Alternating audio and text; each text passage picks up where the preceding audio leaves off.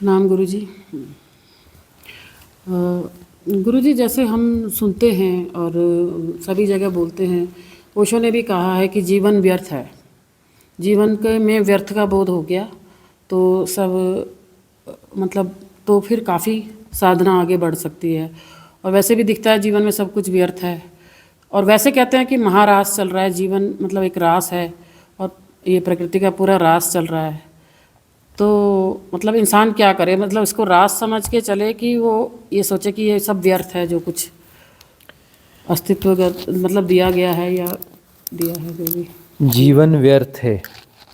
क्या सचमुच जीवन व्यर्थ है? विचारणीय बात है। क्या सचमुच जीवन व्यर्थ है? और जीवन यदि व्यर्थ है तो अस्तित्व को इस जीवन को निर्मित करने की क्या जरूरत पड़ी, यदि यह व्यर्थ है तो?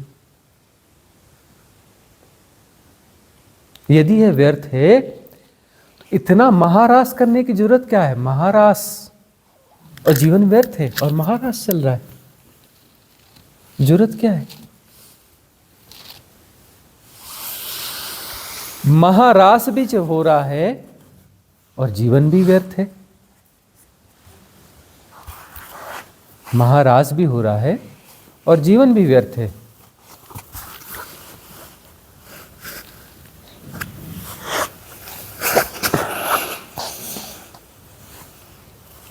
तो ये बहुत विचारणीय बात है। यह जो बहुत विचारणीय बात है। जीवन व्यर्थ हो नहीं सकता।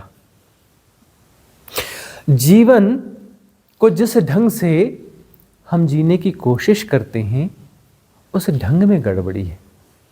जीवन कैसे व्यर्थ होगा? जीवन तो महारास का अंग है।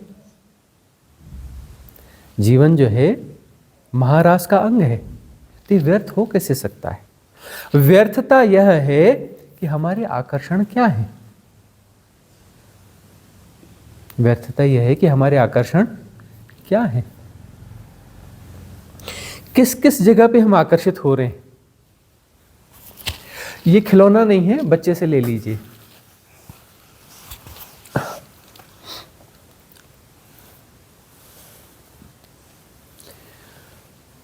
जीवन में रंग डाले जाते हैं। जो रंग आप डालेंगे वह जीवन में परिलक्षित होगा। मतलब आपके पास फ्री विल है। आपके पास फ्री विल है। जो भी रंग आपने जीवन में डाले हैं वह आपने डाले हैं। जो भी रंग डाले हैं आपने डाले हैं। यदि जीवन में व्यर्थता का बोध हो रहा है तो मतलब उसमें जो सार्थकता डाली थी वो आपने डाली थी। उन व्यर्थ चीजों में सार्थकता पहले आपने डाली थी, अब वह चीज व्यर्थ होकर दिख रही है। सार्थकता आपने तो डाली थी ना, लेकिन वह राइट इंटेलिजेंस था नहीं। वह राइट इंटेलिजेंस जो है वह तो था नहीं। उस समय व्यर्थ सार्थक दिख रहा था। उस समय व्यर्थ जो है सार्थक दिख रहा था। अब जो है यह जो स्कूल है, मिस्ट्री स्कूल है। पूरा संसार क्या है? एक मिस्ट्री स्कूल है।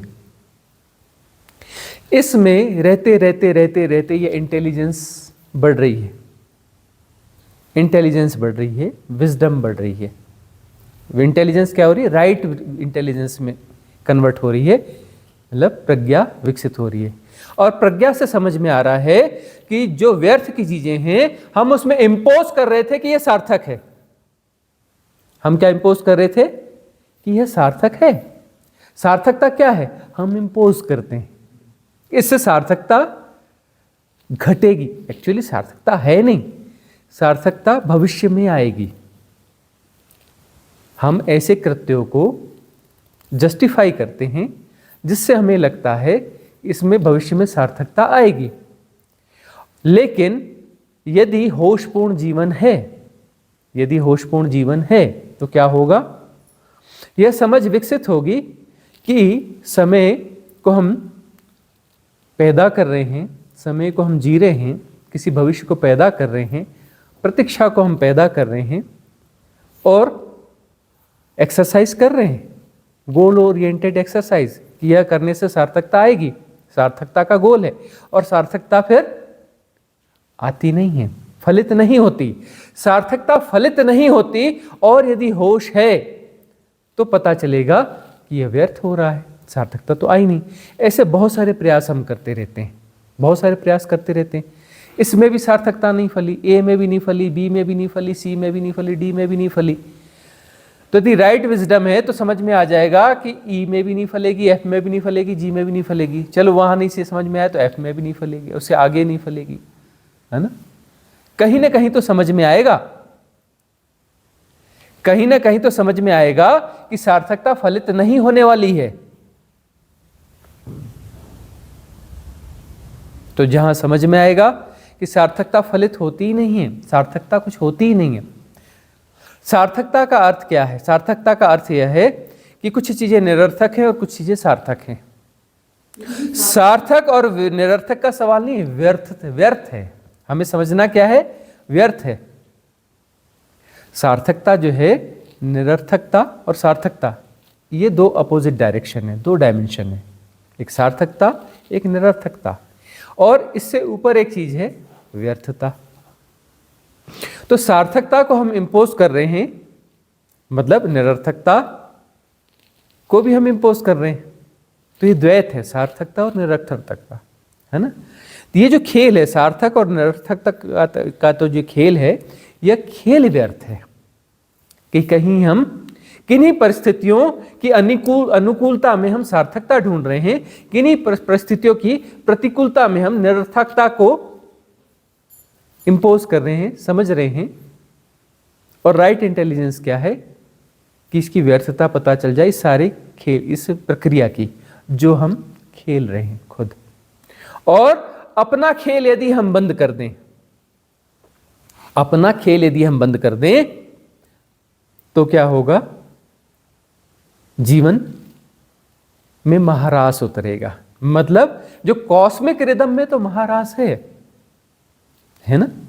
जो कॉस्मिक नृत्य चल रहा है, जैसे महारास कहते हैं, कॉस्मोस में तो महारास है, कॉस्मिक रिदम है। कॉस्मिक रिदम यानी महारास, वह तो है ही, वह तो है ही, लेकिन हम उसमें शामिल नहीं हैं। हम उसे पोस्टपोन कर रहे हैं। हम उसे क्या कर रहे हैं? हम उसे पोस्टपोन कर रहे हैं कि जो है हम दूसरे काम में लगे हैं, इसमें कुछ सार्थकता मिल जाएगी। हमने कोई गोल बनाया है, वह गोल जैसे ही अचीव होगा तो हमें क्या मिल जाएगी? सार्थकता आ जाएगी, जीवन में सार्थकता फलित हो जाएगी। उसके बाद तो सब मजे ही मजे, यह काम हो जाए, यह काम हो जाए और यह काम हो जाए, उसके बाद क्या है? उसके बाद मजे ही मजे हैं। उसके बाद तो सब कुछ अच्छा हो जाएगा। और वहां तक पहुंचते तो पता चला नहीं, सब कुछ अच्छा नहीं हो गया। आगे यह हो जाए, वह हो जाए, वह हो जाए, उसके बाद सब बढ़िया हो जाएगा। ऐसा कुछ होता ही नहीं, है ना। चादर जो है, इधर से खींचती हो तो उधर छोटी पड़ती, उधर से खींचती हो तो इधर छोटी पड़ती। चादर है ही छोटी, है ना। वह जो हमारा खेल है, वह खेल इतना छोटा है, इतना क्षुद्र है कि उसमें बात बनती नहीं है। उन छोटी मोटी प्रक्रियाओं में हम अनंत असीम आनंद को ढूंढ रहे हैं, अपने छोटे मोटे, कि हमारा यह काम हो जाए उसके बाद तो आनंद ही आनंद है। अरे आनंद अलग चीज है। तुम सुख को ढूंढ रहे हो, किसी महासुख को ढूंढ रहे हो, है ना। और महासुख यदि है तो महादुख भी होगा। सुख और दुख जो है एक दूसरे के परिपूरक है। सुख क्या है? वही घटना है, वही घटना है। किसी को सुख लगती है, किसी को दुख लगती है, सेम घटना है। वही हम उदाहरण देते हैं कि एक घर है, एक घर है जिसमें कि एक रूम है, एक किचन है ना, एक लेट बाथ है। ऐसा घर है, एक छोटा सा अपना आंगन है। अब जो है एक अमीर आदमी को उसमें लाके रख दो, वो बोलेगा दुख ही दुख है, बहुत कष्ट हो गया, कितने बड़े बंगलों से आ गया। और एक रोड पे पड़ा हुआ भिखारी जो पेड़ के नीचे रहता है, उसको ले जाके उस घर में रख दो, बोलेगा वाह क्या आनंद है, मतलब बोलेगा आनंद है, रहता हुआ सुख है, क्या आनंद है, मजा आ गया, है ना। जीवन के सपने पूरे हो गए, सपने पूरे हो गए। और वो बोलेगा सपने चूर चूर हो गए। अमीर आदमी क्या बोलेगा? सपने चूर चूर हो गए। और ये क्या बोलेगा? सपने पूरे हो गए। वही घटना है, अलग अलग व्यक्ति की रिलेटिविटी अलग है। मतलब ये रिलेटिव चीजें, सार्थकता, निरर्थकता, ये क्या है? रिलेटिव चीजें हैं। और इस खेल की व्यर्थता यदि पता चलती, इस खेल की व्यर्थता पता चलती, उसे कहते हैं वैराग्य, है ना। वैराग्य का बोध जागता है, लेकिन यह पकता कहां जाकर है? राग विराग, वैसे उठना इससे ऊपर है। वीतराग, वीतराग यानी पार हो गए। पार कहां हो गए? वीतराग होकर के पार हो गए। राग और विराग दोनों के खेल से बाहर होना पड़ेगा। द्वंद्व जहां तक है वहां तक खेल चलता रहेगा, और यह खेल हमारा खेल है, वो कॉस्मिक रिदम वाला खेल नहीं है। हम अपना खेल खेल रहे हैं और इसलिए हम परेशान हैं। हम अपना खेल खेल रहे हैं, उस खेल के कारण ही तो हम पैदा हो रहे हैं, वह खेल खेलने के कारण ही तो हम हैं। यदि खेल खत्म हो जाएगा तो हम भी खत्म हो जाएंगे। इस खेल के कारण ही तो सेपरेशन है ना, इसके कारण ही तो अहम है ना। ये जो हम करते रहते हैं ना, इस करने से क्या पैदा होता है? कर्ता पैदा होता है। कर्ता काहे से पैदा होता है? करने से पैदा होता है। क्या करने से? हम कुछ आयोजन कर रहे हैं, हम कुछ खेल कर रहे हैं कि इससे ऐसा होगा, उससे वैसा होगा, उससे वैसा होगा। ये हमारे खेल है। इस खेल को खेलने से क्या पैदा होता है? कर्ता पैदा होता है। और कर्ता पैदा हो गया मतलब सेपरेशन पैदा हो गया। अस्तित्व के खिलाफ हम खड़े हो गए कि हम कुछ हैं। तो हम जो खड़े हुए हैं ये क्या है? Illusionary being. क्या यह वास्तविक सत्ता है? नहीं। यह खेल खेलने के कारण यह सत्ता महसूस हो रही है कि मैं, मतलब कुछ खेल रहा है, मतलब कोई तो खेल रहा है ना। तो कर्ता क्या है? एक सत्ता है, लेकिन कौन सी सत्ता है? भ्रांत सत्ता, इल्यूजनरी बीइंग है। सेपरेशन क्या है? एक इल्यूजनरी बीइंग है, यह वास्तविक सत्ता नहीं है। तो हम अपना खेल यदि खेलना बंद कर दें, जो जन्मों जन्मों से खेलते आ रहे हैं, अभी से तो खेल नहीं रहे ना। और क्यों खेल रहे हैं? क्योंकि खेल का हिस्सा है यह, लेकिन है उस महाराज का हिस्सा ही। यह सेपरेशन का खेल जो है ना, ऐसा मत समझना कि ये जो है हम शुरू कहां से हुआ, हमें फंसाया गया, कोई फंसाया वसाया नहीं गया, उस महाराज का हिस्सा ही है। तुम अपने तई खड़े हो, ठीक है ना। इसलिए जो है तुम्हें यहां पर क्या समझ में आएगा? समस्या समझ में आएगी, दुख समझ में आएगा, जीवन दुख समझ में आएगा। और जब दुख थोड़ा ढीला पड़ेगा तो उस समय उसको सुख बोलोगे। दुख थोड़े समय के लिए एब्सेंस होगा तो कैसा महसूस होगा? सुख की तरह। सुख एब्सेंस होगा तो कैसा महसूस होगा? बोर्डम। और सघन होगा तो कैसा महसूस होगा? दुख। ठीक है ना।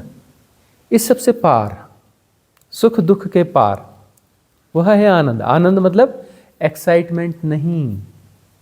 आनंद का मतलब खूब एक्साइट, खूब मजा आएगा तो वो आनंद है। अरे खूब मजा आएगा तो वो सुख है, दुख थोड़ी ना है। वह जो है सुख है, आनंद थोड़े ना है। और एक्साइटमेंट जाएगा तो फिर क्या आएगा? डिप्रेशन। और दुख आएगा, अपोजिट आएगा। तो सुख और दुख जो है वो सापेक्षिक चीजें हैं, और यह हमारे खेल से पैदा होती है। और यह खेल जो है उस महाराज का अंग है, लेकिन हम अपना केंद्र भ्रांत सत्ता को जब जी रहे हैं तो उस केंद्र पर जो है सुख दुख द्वंद्व सब कुछ है, लेकिन गड़बड़ कुछ नहीं है, गलत कुछ नहीं हुआ है। तुम सेपरेशन को जी रहे हो, तुम सुख को जी रहे हो, तुम दुख को जी रहे हो, तुम तकलीफ को जी रहे हो, इसमें गलत कुछ भी नहीं है, कुछ भी गलत नहीं है। महाराज का हिस्सा है। ऐसा मत सोचना कि ये गलत है। तो एक ढंग से ये बात कही गई, लेकिन लोगों ने समझी नहीं, न समझा पाए न समझ पाए कि परमात्मा जो है अपने आप को जानने के लिए अपने आप को तोड़ता है। कोई एक ही है, दूसरा है ही नहीं, तो अपने आप को जानेगा कैसे? एक ही है, दूसरा है ही नहीं, तो अपने आप को जानेगा कैसे? आपका कोई नाम है ना, है ना, आपके समाज में कोई प्रतिष्ठा है ना, कोई इमेज है ना, है ना। और समाज नहीं होगा तो दुनिया में आप अकेले हो और कोई है ही नहीं, अकेले एकमात्र आप ही, और कोई है ही नहीं। आपका नाम क्या होगा? आपकी इमेज क्या होगी? आपके गुणाभाग क्या होंगे? किससे छीन लूं, इससे पालूं, कुछ होगा? क्या छीनोगे? सब तो तुम्हारे तुम ही हो। है ना? कुछ छुपा के रखोगे? सोना सोना इकट्ठा करोगे? कोई लेने वाला ही नहीं रहेगा। हैं? तो सेपरेशन को यदि जी रहे हो तो खेल चल रहा है। तो सेपरेशन जो है, पहले सेपरेशन के दुख दर्द को जियोगे और फिर सेपरेशन विड्रा होगा। तो विड्रा होगा तो वहां पर जो है समय जब विसर्जित हो रहा होगा, समय को जी रहे हो, समय खुद प्रोड्यूस किया है ना? सापेक्षता में समय है। समय क्या है? सापेक्षिक गतियां, वह समय है। समय तो होता ही नहीं।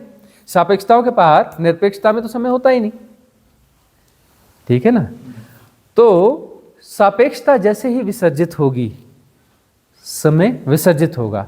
समय विसर्जित होगा तो तुम लय होते जाओगे। तो उस लय होने में आनंद फिर से घटित होता है। परमात्मा अपने आप को जानेगा का क्या मतलब है? आनंद जो है फिर से घटित होता है।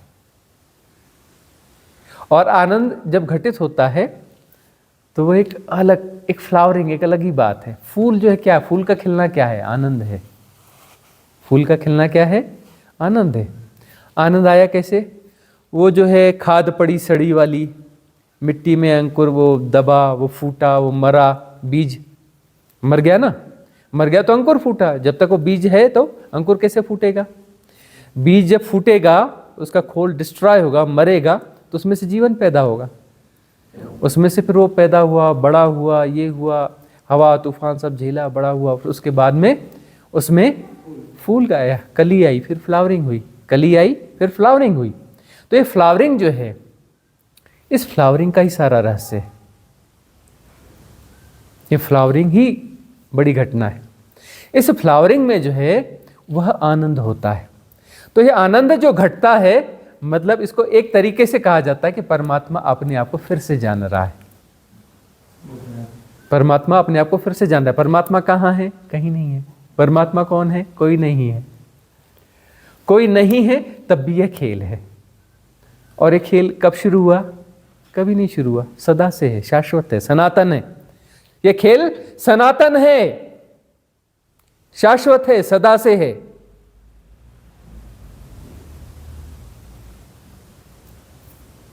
और खेल बहुत बड़ा है, महारास है। यही डायमेंशन, जिस 3D डायमेंशन की बात कर रहे हो, यह अनंत है, असीम है ना? इसकी कोई सीमा नहीं है, अनंत है। अनंत धरतियां, कोई 50,000 धरतियां, 1,00,000 धरतियां, 1 करोड़ धरतियां, 1 अरब धरतियां, 1 खरब धरतियां हैं जिसपे जीवन है, ऐसा नहीं है। अनंत धरतियां हैं। 1,00,000 करोड़ धरतियां होंगी जिसपे जीवन होगा, बेकार की बात है ना? तुम जो आंकड़ा बोल रहे हो, 0 के इक्वल है। अनंत में अनंत होता है। अनंत धरतियां हैं जहां पर जीवन है। ऐसे 64 डायमेंशन है, 64 डायमेंशन है। और वो सारे डायमेंशन अनंत हैं। उसमें अनंत महारास चल रहा है, सब जगह अनंत महारास है, अनंत महारास है। इसमें बहुत सारे अनंत सेपरेशंस हैं, अनंत सेपरेशंस हैं। तुम अपने आप को सेपरेशन मान रहे हो ना? तुम्हारी जो काया है ना, अभी गाना सुन रहे थे ना, वो भजन, मत कर काया को अहंकार, है? ये मेरी काया, मेरी काया। अरे बस्ती है, पुर है ये। यह क्या है? एक नगर है, एक पुर है। तुम कहते हो मेरी काया। इसमें जो है, इसमें 7 करोड़ जीवाणु रहते हैं।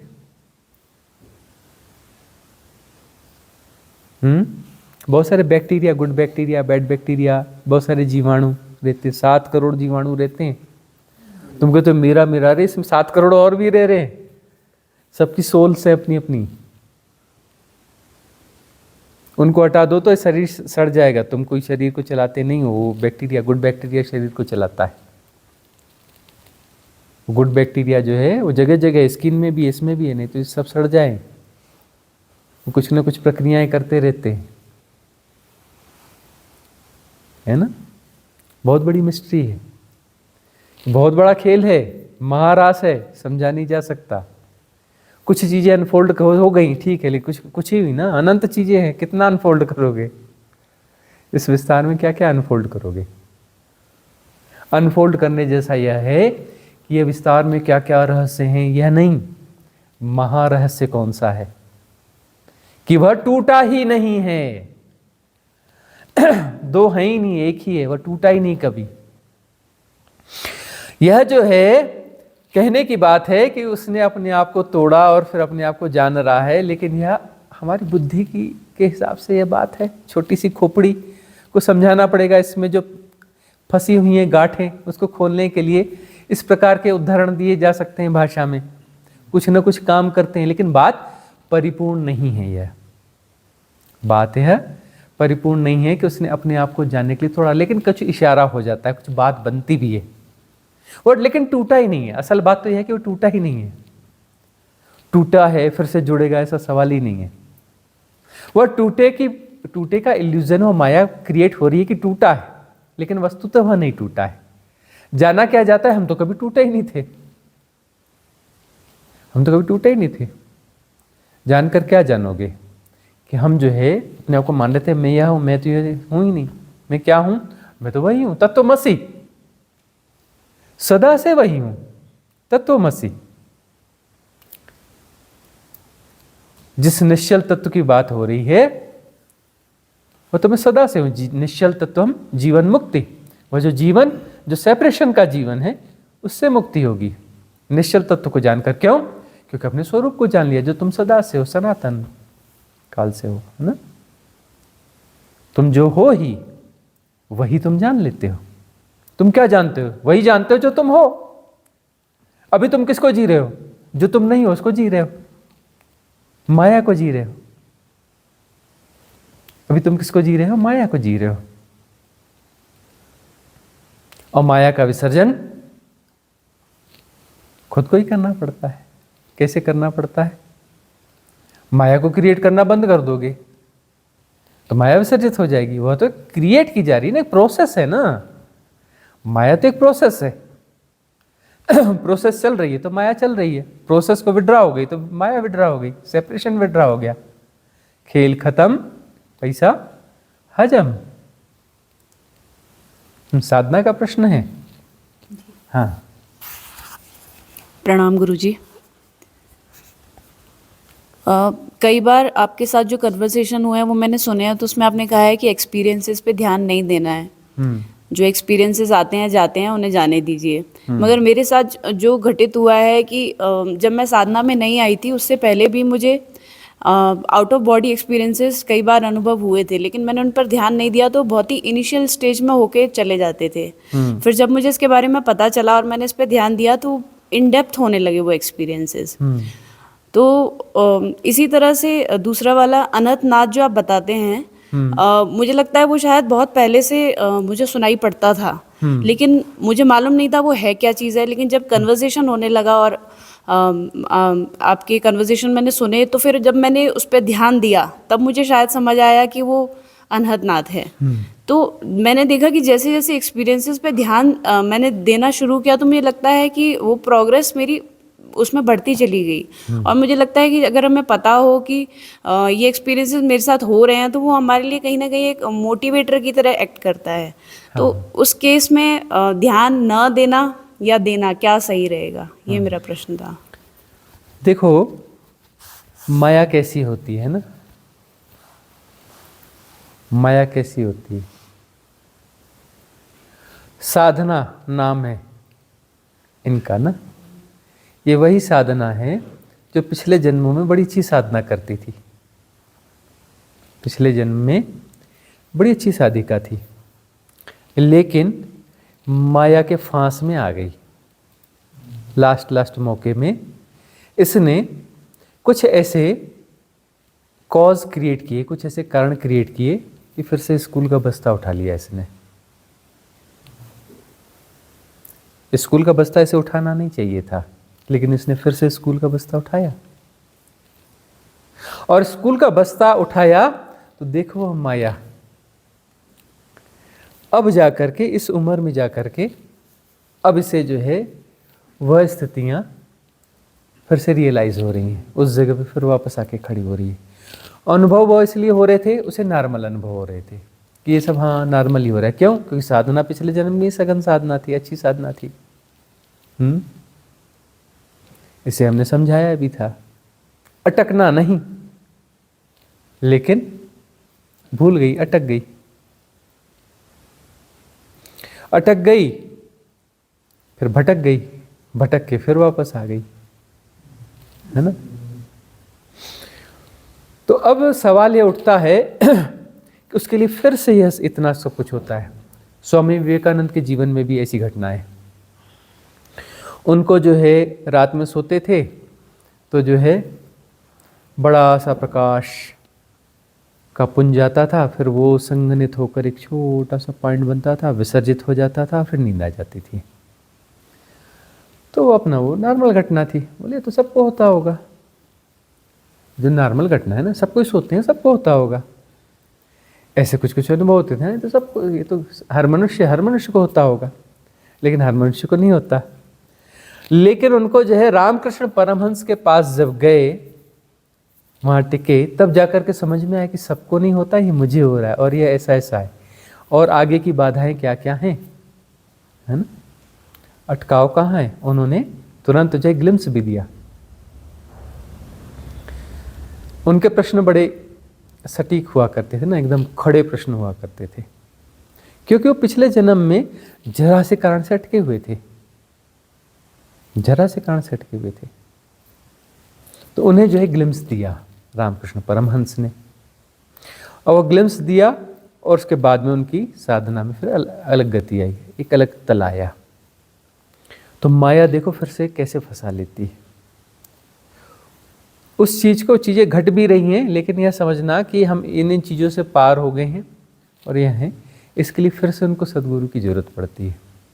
अच्छे साधक थे पिछले जन्म के विवेकानंद, लेकिन उनको जो है फिर सद्गुरु की जरूरत पड़ी, फिर रामकृष्ण परमहंस की जरूरत पड़ी। कईयों के पास गए, कईयों के पास भटके, लेकिन जो है रेजोनेंस उनका वहां पे बैठा, क्योंकि उनकी पात्रता थी कि सद्गुरु के पास टिक सके, सतगुरु को पहचान सके और टिक भी सके। सतगुरु को पहचानना भी पड़ता है और टिकना भी पड़ता है ना। पहचाना भी उन्होंने और टिके भी। तो फिर उनकी बात बनी, हालांकि उनकी बात जो है अंतिम क्षणों में बनी। अंतिम क्षण में, शरीर छोड़ने के कुछ क्षण पहले उनकी छलांग लगी है। तो जो है ऐसा होता है। अब वहां पर सदगुरु के संग में आओगे तो फिर वापस वह चीजें पता चलेगी। हाँ, अरे यह ऐसा है, अरे यह ऐसा है। वो देशना जो बताएगी ऐसा है, ऐसा है, ऐसा है। फिर बताया जाएगा, देखो तुम माया ने फिर तुमको कैसे फंसा लिया है, फिर तुमने संसार रचा है, फिर सब कुछ किया है, लेकिन पुरानी साधना साथ में है। साधना तुम्हारे साथ, पुरानी साधना साथ में है।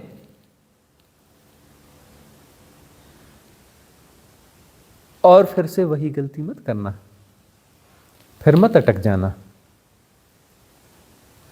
छोटी छोटी गलतियों में अटक जाते हैं, फिर मत अटक जाना। फिर कोई ऐसा कॉज क्रिएट नहीं कर लेना अंत समय में, कोई आकर्षण शेष नहीं रख लेना।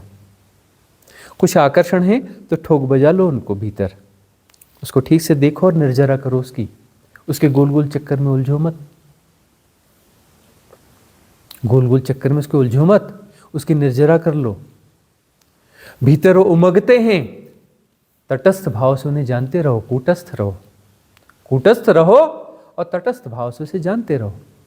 नो इज इट इज, जैसा का तैसा जानते रहो। उस विकार को जैसा का तैसा जानो। करना कुछ नहीं है, करने वाले सब बिगाड़ देते हैं, बिना किए सब ठीक हो जाता है। करना कुछ नहीं है, उसको प्ले करने दो और जानते रहो। जानते रहो तो क्या होगा, विड्रा हो जाएगा। विड्रा हो जाएगा तो वह कॉज जो है फिर से स्कूल का बस्ता नहीं उठवाएगा। छोटे मोटे कॉज बचे होंगे। इस जन्म ने भी कुछ मोह माया दी होगी, उसकी भी क्लींजिंग करनी पड़ेगी। याद रखना, याद रखना, इस जन्म ने भी, इस माया ने भी कुछ न कुछ भीतर फंसाव पैदा किए होंगे। ये फंसाव पैदा किए होंगे, इसकी भी क्लिनजिंग तुम्हें करनी पड़ेगी। इसलिए विधियों की जरूरत है। पिछले जन्म की साधना अच्छी होने के बावजूद इस जन्म में जो धूल धमास इकट्ठा करी है उसकी क्लिनजिंग भी तो करनी पड़ेगी ना, शुद्धि तो करनी पड़ेगी ना। और अभिनय पूर्वक जीना सीखना पड़ेगा।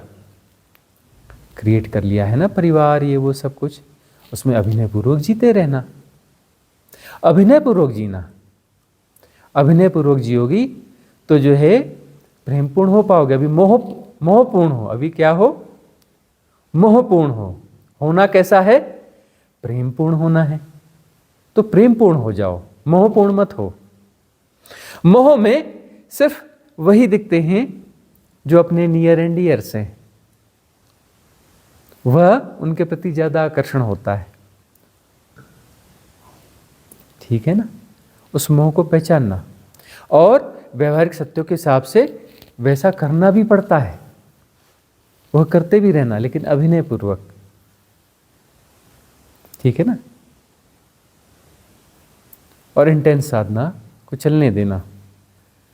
अब देखो फिर से तैयारी हो रही है तुम्हारी, फिर से छलांग लगेगी। घबराना नहीं, डरना नहीं अब, ठीक है, डरना नहीं, मरना ठीक से मरना, बच नहीं जाना, बचा नहीं लेना अपने आप को। बचा लिया था ना पिछली बार, गलती कर ली थी ना, इस बार नहीं बचाना अपने आप को, गलती नहीं करना, बचना नहीं बिल्कुल। मरो हे जोगी मरो, मरो मरण है मीठा, तिस मरनी मरो, जिस मरनी गोरख मरी दीठा। ठीक से मरना,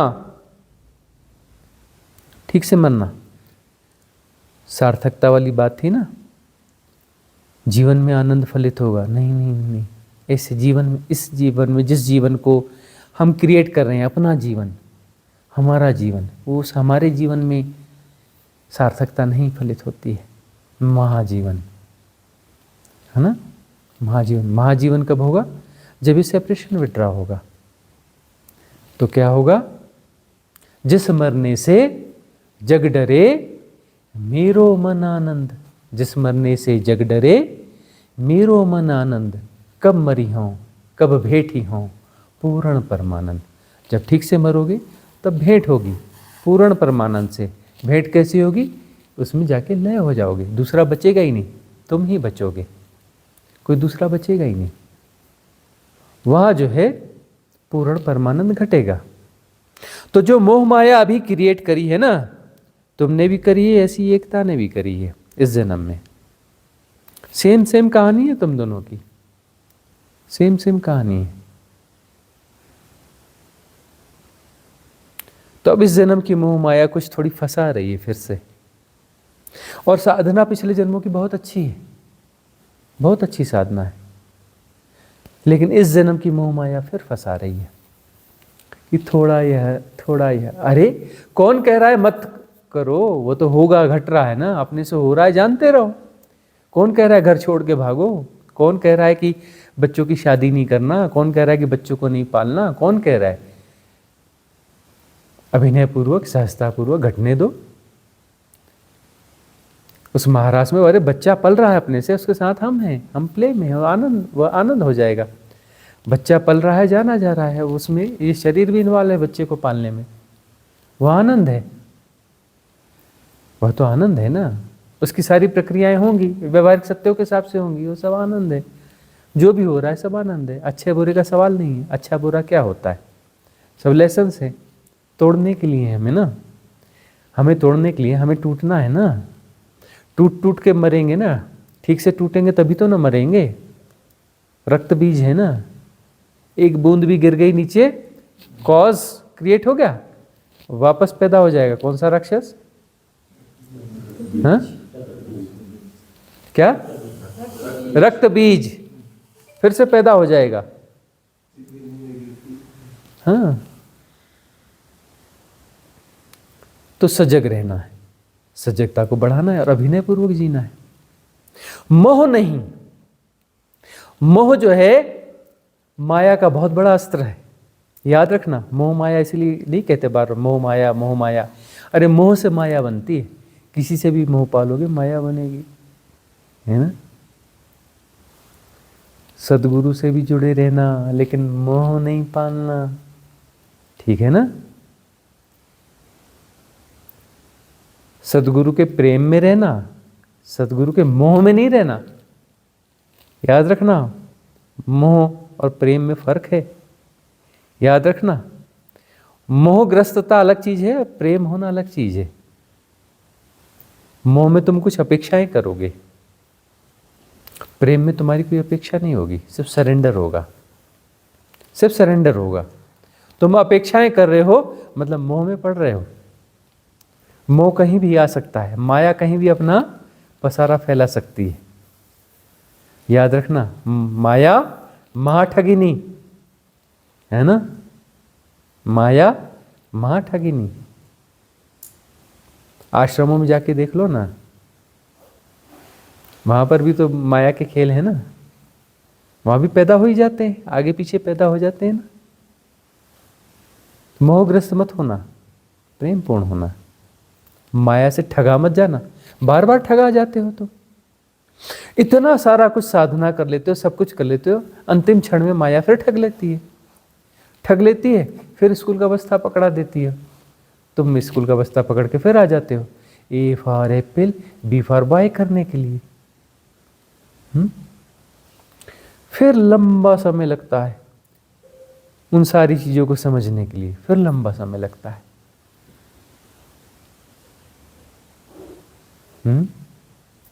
कुछ और पूछ रही थी एकता? हाँ वो दो उनको फटाफट, हाँ पूछो जोर से पूछो। गुरुजी जैसे हमें बताया जाता है कि जैसे आप बता रहे हैं कि कभी भी कोई घटना, कुछ घट रहा है, जैसे विलय घट रहा है, तो उस टाइम डरना नहीं है।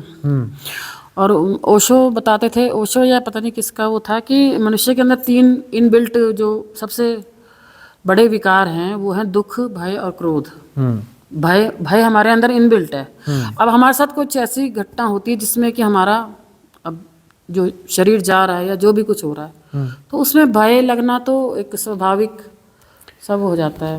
और फिर आपने बताया कि विस्मय एक हमें हो सकता है, किसी को भय लगे, किसी को बड़ी हैरानी होगी कि क्या, किसी को हैरानी भी हो सकती है। फिर आपने बताया कि विस्मय तो बड़ा अच्छा है साधना के लिए, तो फिर वो अब जो शरीर कोई छोड़ रहा है, साधक है, शरीर छोड़ रहा है, तो उस समय उसे यदि भय लग रहा है शरीर छोड़ने पर, मतलब क्या है, मोहग्रस्त है शरीर के प्रति, तभी तो भय लग रहा है ना। मैं शरीर हूं, उसकी साधना जो है शरीर के पार गई नहीं, इसलिए तो भय लग रहा है ना। इसलिए हम कहते हैं पहली नीति क्या है, यह जान लो कि मैं शरीर नहीं हूं। उसके लिए क्या करना पड़ेगा, साधना में चलते हुए अपने आप को जानो, है ना। पूरे दिन में फैलाना पड़ेगा, पूरे जीवन पे फैलाना पड़ेगा। अपने आप को चलते हुए जानो, काम करते हुए जानो, नहाते हुए जानो, खाते हुए जानो, भोजन बनाते हुए जानो, बातचीत करते हुए जानो, जॉब करते हुए जानो, है ना। पूरे जीवन पे फैलाना पड़ेगा। तो फैलाने से क्या होगा, शरीर को देखोगे कुछ करते हुए।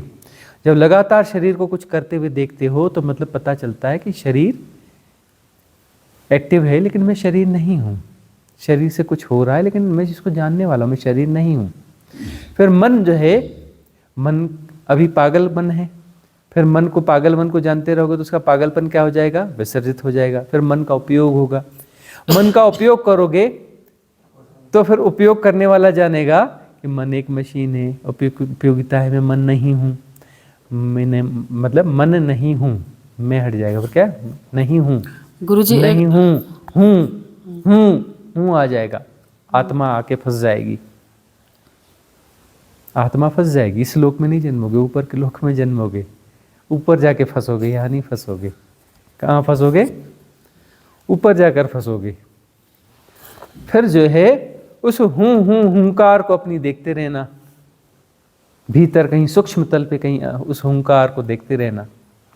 फिर वह हुंकार विसर्जित होगी, हाँ है, सब है, सब ठीक है, सब है, बहुत अच्छी स्थिति है, सब है, सब है, सब ठीक है, सब अच्छा है, सब ठीक हैपन में बहुत ऊंचे लोक में जाके फंस जाओगे, उसे भी विसर्जित होने देना है, उस हैपन को भी मरने देना है। ये सब मरने वाली घटना है, बार बार मरना है, एक बार मरने से नहीं होगा। शरीर के मरने से डर रहे हो, अरे बहुत बार मरोगे, 6 बार मरोगे, यह 6 बार ठीक से मरो ना। भौतिक काया को ठीक से मरने से जानो, यह जानो कि भौतिक काया मर रही है, इसको जानो। अपनी आकाशीय काया, इथरिक काया को ठीक से मरते हुए जानो। अपनी सूक्ष्म काया को, कॉजल बॉडी को ठीक से मरते हुए जानो। अपनी मनस काया को, मेंटल बॉडी को ठीक से मरते हुए जानो। अपनी आत्म काया को ठीक से मरते हुए जानो। अपनी ब्रह्म काया को भी ठीक से मरते हुए जानो। तब ठीक से मरना होता है, परिपूर्ण मरना होता है, परिपूर्ण मुक्ति, तब तुम शिव तत्व होते हो। मरना ठीक से मरना, ठीक से मरने पर पूरे 6 तलों पे मरना पड़ेगा। 6 तलों पर मरोगे तो पूर्ण मरना होगा, और तब पूर्ण परमानंद। शिव तत्व ही पूर्ण परमानंद है ना। शिव क्या है? वह आनंद ही आनंद है, परमानंद है। आनंद कैसा है? परमानंद है। आनंद है लेकिन वह परमानंद, परमानंद मतलब वो ओवरफ्लो है, छलक भी रहा है। उसकी छलकन क्या है? उसकी छलकन है सृष्टि। आनंद छलक रहा है तो छलक करके इस रूप में दिख रहा है, जिसको हम सृष्टि कहते हैं। और सृष्टि कब से है? जब से शिव है। शिव कब से? अनादि है, तो सृष्टि भी अनादि है। शिव अनंत है तो सृष्टि भी अनंत है, कहीं खत्म थोड़ी ना होती है, अनंत है। चलते जाओ चलते जाओ चलते जाओ चलते जाओ, कभी खत्म नहीं होगी। तुमको स्पेशल प्लेन दे देते हैं, है ना, इसका एक्सीडेंट नहीं होगा, इसमें फ्यूल खत्म नहीं होगा। तुमको अमर कर देते हैं, है ना, तुमको उस पर बिठा देते हैं। सिर्फ एक ही किसी भी डायमेंशन पे चलो, और तुमको जो है प्लेन जो है किलोमीटरों में नहीं, लाइट ईयर्स में, 1 सेकंड में कितना? 3 लाख किलोमीटर चलेगा। ठीक है ना? कितना चलेगा वो प्लेन? नहीं, ऐसा नहीं। 1 सेकंड में लाखों लाइट ईयर्स चल जाएगा, दिमाग घूम जाएगा। 1 सेकंड में कितना चल जाएगा? लाखों लाइट ईयर्स चल जाएगा। और तुम अरबों साल चल गए उस प्लेन में, तुमने कितनी दूरी तय करी?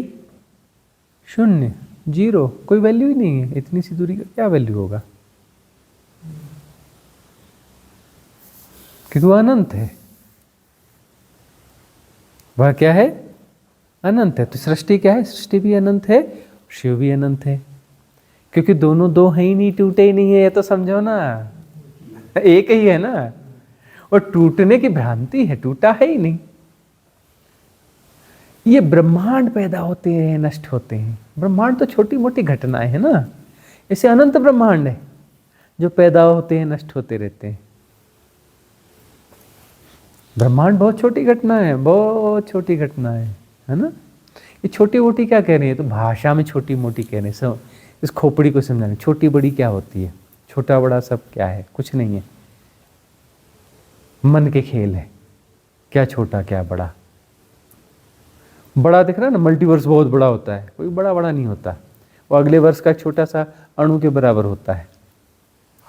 जैसे कोई स्टोन है, उसमें अरबों खरबों जो है मॉलिक्यूलर स्ट्रक्चर हैं, उसमें एक कोई अणु है,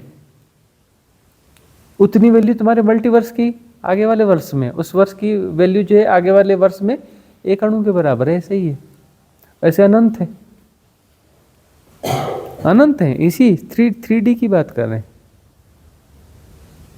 और 64 डायमेंशन है, अनंत खेल है।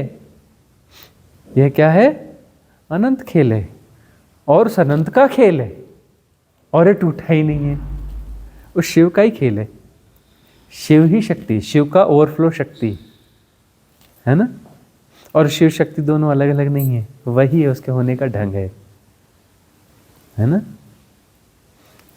अनाहत नाद घटा है तो हमारी बातें ज्यादा समझ में आएंगी, है ना। तुम्हें भी समझ में आएंगी, पूर्णिमा को भी समझ में आएंगी, और भी लोगों को समझ में आएंगी। अनाहत नाद जिन्हें घटता है वो ज्यादा गहराई में समझ पाएंगे। तो साधना को गहरे ले जाओ तो अनाहत नाद सुनाई पड़ेगा, मतलब मेटाफिजिकल की समझ पैदा होगी। क्या होगा? मेटाफिजिकल की समझ पैदा होगी। अनाथ नाथ के बाद में मेटाफिजिकल वर्ड भी ज़्यादा समझ में आता है और इन्फिनिटी ज़्यादा समझ में आती है। अनंतता को ठीक से समझ पाते हैं। प्रज्ञा का स्तर वहाँ तक जाता है। कहाँ तक जाता है? जहाँ तुम इन्फिनिटी को, अनंतता को समझ पाते हो, तुम मेटाफिजिकल वर्ड को समझ पाते हो। अभी तो बस वो वैज्ञानिक परिभाषाएं करते रहते हैं, वो सिर्फ गुणा भाग है, उससे ज़्यादा कुछ नहीं है। अनंतता जीने की चीज़ है, गुणा भाग की चीज़ नहीं है। वो स्कूलों में पढ़ा जाते हैं इन्फिनिटी यानी ये ऐसा वैसा, ये बेकार दो कचरा बातें हैं, वो कुछ भी नहीं है। इन्फिनिटी जीने की चीज़ है, जिया जाता है इन्फिनिटी को, और अनंतता को जब जिया जाता है तो बात बनती है। तब हम जो है अनंत की ओर अग्रसर होते हैं। फिर अनंत में विसर्जित हो जाते हैं तो अनंत हो जाते हैं। सेपरेशन अनंत में विसर्जित हो गया तो फिर अनंत हो गया। बूंद यदि सागर में गिर गई तो बूंद बचती थोड़ी ना है, लेकिन सागर हो जाती है, सागर हो जाती है। बिगड़ा कुछ भी नहीं है, वो मर के भी कुछ नहीं बिगड़ा। बूंद के मरने, बूंद मर गई, सागर में मिलते उस बूंद को ढूंढ नहीं पाओगे, बिखर गई, वो डिजॉल्व हो गई, है ना, सब उसके बिखर गए सब। पर वो वास्तव में बिखरी है ही नहीं, वो तो एक हो गई। ऐसे समझोगे तो बिखर गए, अरे मर गए मर गए मर गए, बिखर गए। अरे वो बिखरे कहाँ, एक हो गए।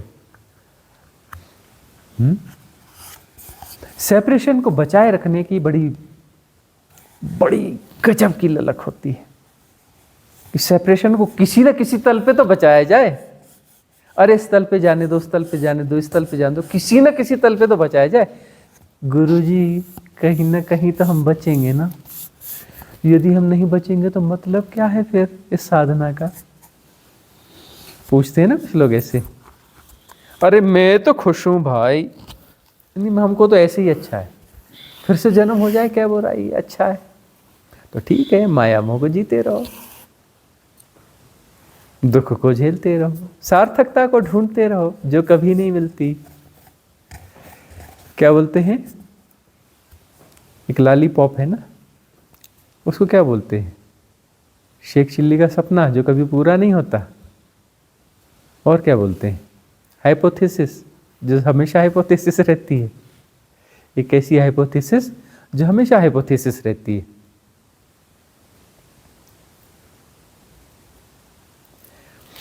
तो जिसे वह खेल अच्छा लगता है खेलते रहो, समय तुम क्रिएट करते रहो क्रिएट समय को, समय को तुम क्रिएट करते रहो। जितना तुम समय क्रिएट कर सकते हो करो, सेपरेशन को खेलते रहो। तुम्हारी फ्री विल है, अगला जन्म तुम तय करते हो। कोई बैठा नहीं है जो तुम्हें अगला जन्म देता है, तुम खुद तय करते हो। तुम अपने को डिसॉल्व करने से बचोगे, मतलब सेपरेशन सर्वाइव करेगा। सेपरेशन का सर्वाइवल क्यों है? क्योंकि तुम सेपरेशन को बचाए रख रहे हो तभी तो सर्वाइव कर रहा है ना। तुम सेपरेशन को बचाते हो तो सर्वाइव करेगा ही करेगा। स्कूल का बस्ता उठाएगा ही उठाएगा, A for apple B for bike करेगा ही करेगा। तो सर्वाइवल तुम्हारा चुनाव है ना। सर्वाइवल बहुत गहरे में तुम समझो ना समझो, सर्वाइवल तुम्हारा चुनाव है। तुम सर्वाइव करना चाहते हो, आगे सर्वाइव करना चाहते हो तो तुम्हारा सेपरेशन होगा, तुम्हारा जन्म होगा, और तुम जो है सेपरेशन को भोगोगे। सेपरेशन को भोगने का मतलब क्या है? सुख दुख को भोगोगे। जीवन में दुख ही दुख है ना। और माया क्या बोलती है? नहीं सुख भी है, जब दुख थोड़ा कम होता है तो सुख जैसा महसूस होता है। वो अब पुराने जमाने की बातें अब लोगों को समझ में नहीं आएंगी। पुराने लोगों को समझ में आती कि पहले जो है ना इतने अच्छे जूते होते ही नहीं थे। जूते चप्पल ऐसे जूते, कंफर्ट वाले जूते चप्पल थोड़े ना होते थे, प्लास्टिक वगैरह के हुआ करते थे, जो भी हुआ करते थे। नया जूता मिलता था, नई चप्पल, वो बड़ी बात होती थी। नया जूता चप्पल मिलता था तो खुशी और भय दोनों होते थे, क्योंकि वो काटेगा।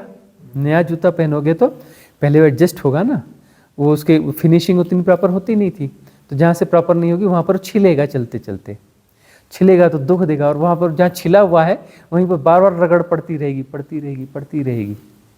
तो नया जूता चप्पल पहन के चलोगे तो लोग देखते थे, क्योंकि उस ज़माने में बहुत कम चीज़ें हुआ करती। नया जूता चप्पल दिखता था, लोग गौर भी करते, वाह नया जूता, नया चप्पल, आकर्षण था बहुत, है ना। और वह व्यक्ति खुश भी हो रहा है और दुखी भी हो रहा है, उसको पैर में काट भी रहा है ना। और फिर कहीं पर पहुंचकर बैठता है, और बैठने के बाद जैसे जूते निकालता है बोलता है आहा हा हा, अब क्या हुआ, अब दूसरा सुख हुआ। कौन सा सुख हुआ? दुख कम होने का सुख हुआ। अब क्या हुआ? दुख कम होने का सुख हुआ।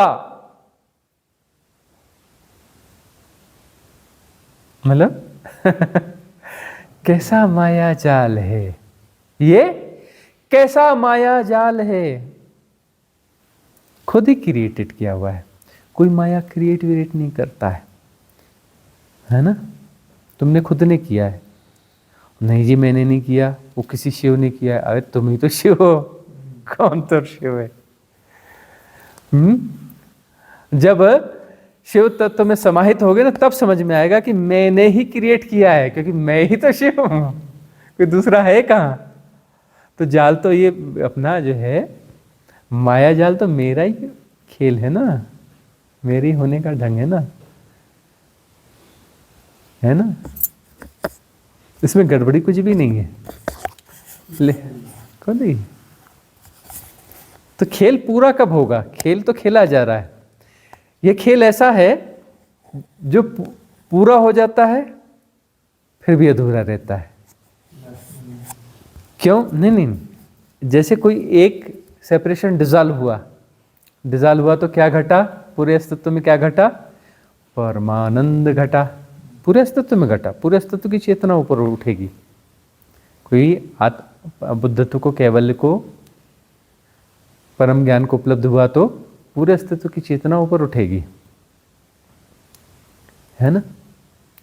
और आनंद फलित होगा। लेकिन खेल तब भी चल ही रहा है कि सेपरेशन पीछे बचे ही हुए हैं, फिर कोई घटित होगा। तो ये ऐसा लगातार चलते रहता है, स्फुरण आते रहता है। स्फुरणा चलती कैसे है? स्फुरणा चलती रहती है ना। कभी पॉजिटिव स्फुरणा आती है अचानक, अरे भाई कोई ना कोई ज्ञान को उपलब्ध हुआ होगा ना, परम ज्ञान को उपलब्ध हुआ होगा ना, इसलिए तो स्फुरणा आई। वो होते रहता है तो स्फुरणा आती रहती है। स्फुरणा चल कैसे रही है? क्योंकि वो सब प्रक्रिया चल रही, तो स्फुरणा भी तो चलेगी ना। खेल अपनी गति पर है। पत्थर परमात्मा होने की राह पर है। हर पत्थर कोई किसी भी स्टेज पर है, परमात्मा होने की राह पर है। या मनुष्य होकर के उसके पास एक फ्री विल है कि पोस्टपोन कर सकते हैं अपने परमात्मा होने को, अपने शिव होने को हम पोस्टपोन कर सकते हैं थोड़ा और। इसके बाद ये बेटे की शादी हो जाए ना, उसके बाद हम शिव हो जाएंगे। ये मकान बन जाए ना, अरे मकान बनने के बाद हम शिव हो जाएंगे। ये फलाने होने के बाद शिव हो जाएंगे, वो होने के बाद शिव हो जाएंगे। अरे क्या होता है? फिर से स्कूल का बस्ता उठा लेते हैं ना, एक बार और देख लेते हैं, A for apple B for boy करके।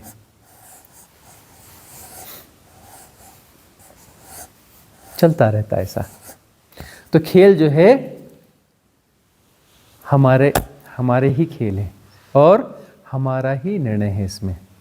हम जब चाहें तो निर्णय ले लें कि स्कूल का बस्ता नहीं उठाना है। जो प्रक्रिया में तुम लगे हुए हो उस प्रक्रिया को करना बंद कर दो। अपनी तरफ से कुछ करना बंद कर दो। करना बंद कर दोगे तो कर्ता क्या हो जाएगा? विसर्जित हो जाएगा, गायब हो जाएगा। कर्ता विसर्जित हो जाएगा।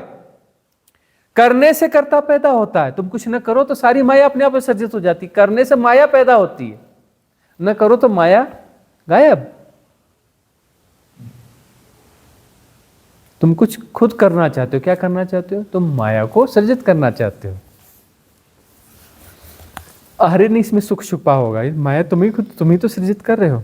समय तुम ही तो सृजित कर रहे हो कि यह मिलेगा तो हो जाएगा। मिलेगा तो जब तक नहीं मिला है तो अब तुम समय को सृजित कर रहे हो, और सृजित ना करो तो समय होता ही नहीं।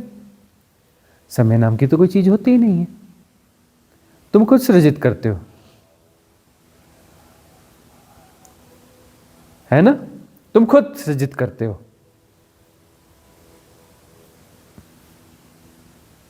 और कोई प्रश्न है? किसका है? हाँ हाँ हाँ, जोर से पूछ लो, वो तो नहीं दे पाएंगे। अभी जो आपने बोला कि ये 6 काया को अच्छी तरह से मरना है, हाँ, 6 काया को अच्छी तरह से मरना है। मरना है तो, और उसे मरते हुए जानना है, तो ये कैसे मीन्स उन कैसे जानने का ढंग एक ही होगा, तटस्थ होना, कूटस्थ होना। मंत्र एक ही है, क्या? तटस्थ होना, कूटस्थ होना। कूटस्थ होना मतलब सब हो रहा है और जानना भी हो रहा है, जाना जा रहा है। कूटस्थ हो तभी तो जाना जा रहा है। जो जान रहा है वह हिल नहीं रहा है। कूटस्थ जो है वह स्थिर तत्व है, निश्चल तत्व है। निश्चल तत्व यानी निश्चल तत्व में प्रतिष्ठित होते हो तो कूटस्थ होते हो। तो यदि हम कुछ नहीं करेंगे तो क्या होते जाएंगे? कूटस्थ होते जाएंगे। और तब भी सब कुछ हो रहा है तो अपने से हो रहा है, हम जान रहे हैं, हम थोड़ी ना कर रहे हैं। हमें तटस्थ हो गए कि सब मैं नहीं कर रहा हूं, सब हो रहा है और जाना जा रहा है। जान रहा हूं नहीं, जाना जा रहा है। जान रहा हूं में कूटस्थ नहीं हो पाओगे। जानना भी हो रहा है, जाना भी जा रहा है तो कूटस्थ होगे। और तटस्थ होगे तभी तो कूटस्थ होगे ना, कि सब हो रहा है, मैं थोड़ी ना कर रहा हूं, हो रहा है। और जान भी नहीं रहा हूं, जानना भी हो रहा है। अब मैं जैसा कुछ है ही नहीं, उसमें कोई उड़ा भागा ही नहीं। तो तटस्थता से कूटस्थता अपने आप प्रतिफलित होगी। तटस्थता से कूटस्थता अपने आप प्रतिफलित होगी। तटस्थ नहीं हो मतलब जुड़ गए मतलब मोह माया का बंधन बांध लिया। फेरा लगाना चालू, बंधन बंधे तो फेरे। 7 फेरे बोलते हैं ना, इसमें तो अनंत फेरे होते हैं। माया के साथ बंध गए तो अनंत फेरे। वो एक कहावत चलती है ना, 7 फेरे ले लिए, 7 जन्म में यही पत्नी मिलनी चाहिए, 7 जन्म में यही पति मिलना चाहिए। अरे 7 जन्म तो होंगे ही ना, साथ में रहोगे तो कर्म प्रारब्ध क्रिएट करोगे। फिर उधार लेन देन बाकी रह गया तो फिर से जन्म लोगे, फिर आपस में मिलोगे। पति पत्नी बन के न मिलो, किसी भी रूप में मिलोगे। 7 जन्म का संबंध तो रहेगा ही रहेगा। 7 का आंकड़ा इसलिए कहा जाता है, 7 जन्म लगते हैं। एक बार अपना किसी से ऐसा कुछ लेन देन किया ना, शादी ब्याह कर ली ना, तो जितना पति पत्नी के अंदर जो जितना चलता है ना, 7 जन्म का हिसाब किताब लगता है। फिर उसको 7 जन्म हिसाब किताब निपटाने में ही खत्म हो जाते हैं। इतना क्रिएट कर लेते हो। अगले जन्म में वह पति पत्नी मिलेगा ऐसा जरूरी नहीं, लेकिन किसी न किसी रिलेशन में वो आ जाता है और बोलता है पुराना हिसाब किताब क्लियर करो। तो दुख तकलीफ देगा या कुछ देगा या ऐसा वैसा लेन देन चलता रहता है। मत उलझना, मोह माया के बंधन नहीं बांधना। मोह माया के बंधन आसानी से छूटते नहीं हैं, ठीक है ना। अच्छे से अच्छा जो है डिटर्जेंट पाउडर नहीं छुड़ा सकता उसको आसानी से, ठीक है ना। तो एक कोई प्रश्न और है? किसका है? इनका है। गुरुजी, जैसे आपने बोला ना कि हम जानते रहेंगे कि जैसे मान लीजिए हमारे मन में डेली कुछ भी एक्टिविटीज़ में ध्यान आता है कि ये विचार हमें खुद ही लगता है कि ये विचार क्यों आ रहा है। जैसे मान लीजिए किसी से भी कोई बहस होती है या कुछ भी विचार हमें चल रहा है, तो हम उसको दूर से देखते हैं कि विचार चल रहा है, और हमें अपने अंदर भी महसूस होता है कि हम दूर से हम देख रहे हैं इसको, कोशिश करते हैं, और होता भी है कि देख भी रहे हैं। और शरीर को भी कोशिश करते हैं, ऐसे होशपूर्ण रहने की कोशिश करते हैं कि शरीर चल रहा है, शरीर काम कर रहा है, लेकिन फिर भी वो शरीर से डिटैच नहीं हो पा रहे पूरे से। इसका मतलब कि होश नहीं है अभी पूरा।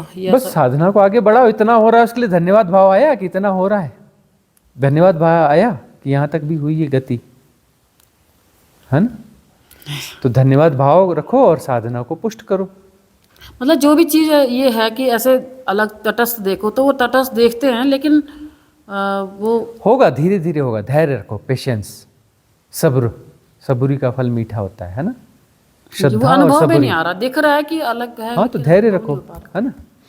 आज रात तक हो जाना चाहिए ना, है ना। समय को क्रिएट करो। श्रद्धा और सबूरी, उसके बगैर साधना नहीं होती, ठीक है ना। श्रद्धा और सबूरी का विकास करो। तो आज का सेशन समाप्त करें, यह प्रश्न बाद में ले लेंगे, है ना। कल के सेशन में ले लेंगे। अपने प्रश्न तैयार रखो, ठीक है। सबका मंगल हो, सबका कल्याण हो।